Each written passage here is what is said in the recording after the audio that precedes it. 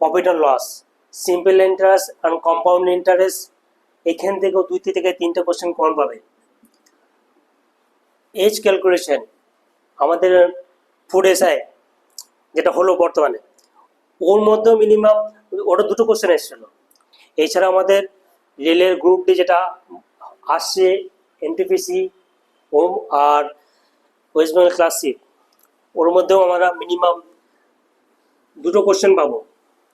Algebra আর mensuration, this is very very vital topic.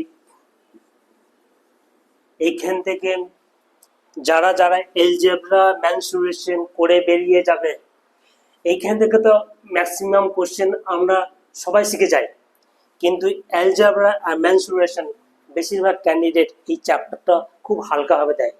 যদি mensuration থেকে মিনিমাম ফুড এসআইয়ে 17ই মার্চে যেটা পরীক্ষা ছিল 6 মানে লাস্ট দিনটা, ওইখান থেকে 4টে কোশ্চেন এসেছিল মেনসুরেশন, কিন্তু আমাদের চ্যাপ্টারতে বা সিলেবাসে বলা ছিল না।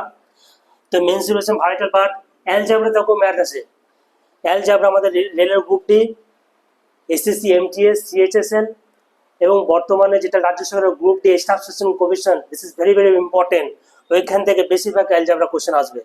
ওইখান থেকে যারা অ্যালজেব্রা মেনসুরেশন অ্যালজেব্রা কোশ্চেন যদি করে বেরিয়ে যায়, আমরা ওখানেই আমরা সিলেকশন করে নিতে পারবো। কেন আমাদের তো এই চ্যাপ্টারগুলো খুবই ইজি, কিন্তু অ্যালজেব্রা একটু ক্রিটিক্যালি হয়, আবার একটু টিকিভাবে যদি শিখতে পারি বা ধরে ধরে শিখতে পারি, তাহলে এইখান থেকে আমরা ম্যাথ আমরা 2-3টে অন্যান্য ক্যান্ডিডেটে নাম্বার বেশি পাবো, আর আমরা যে কোনো ম্যাথ হয়তো আমরা ক্র্যাক করতে পারবো। আমি আমার বর্তমান 12 বছরের অভিজ্ঞতা থেকে বলছি, অ্যালজেব্রা মেনসুরেশন খুব ভেরি ভেরি পার্ট।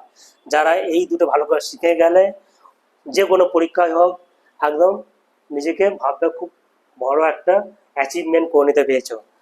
তো আমরা প্রথমেই স্কোয়ার রুট থেকে আমরা স্কোয়ার রুট পড়বো এবং কিউব রুট আমরা পড়বো।